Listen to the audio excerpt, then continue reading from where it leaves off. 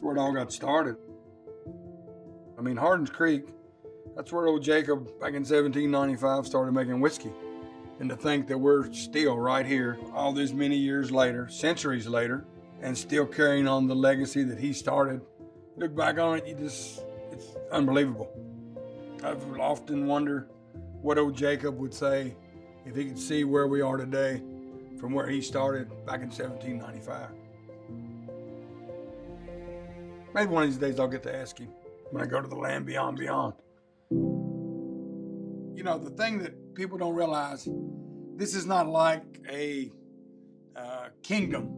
You know, people always say, I guess you knew from the time you were born that was going to be your job. But really, my dad was very animate about pushing me away from it. You know, he wanted it to be my decision.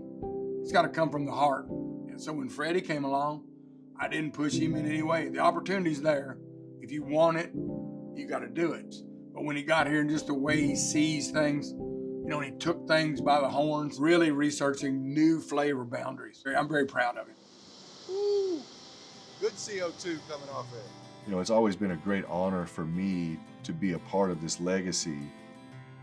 It wasn't determined that I was coming to work here. It was my ride. That's what my dad always said. It's your ride.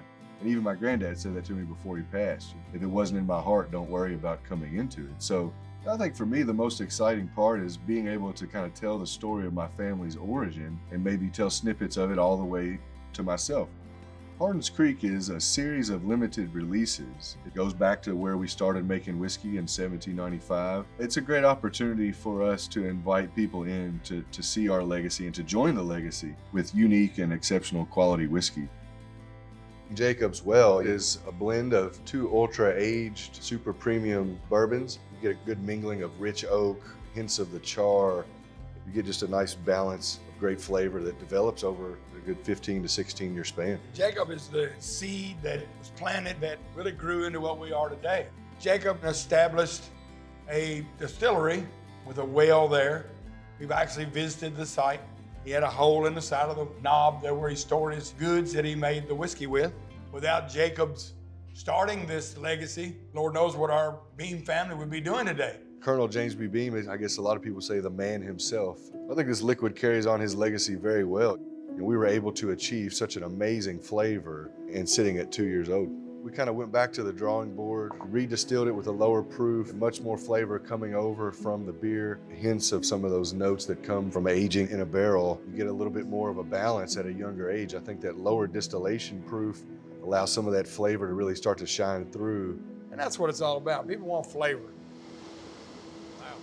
And really, I was kind of striking a little bit of what the Colonel himself was doing after Prohibition. Dad, he always said to the day he died that Jim Beam was the strongest link in our family chain.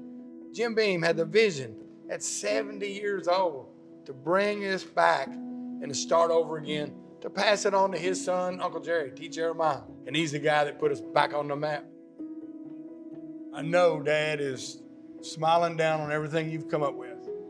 He's very proud of what you've done. I am too. Well, this is the future of Beam whiskey. And I can't wait till the world tries it.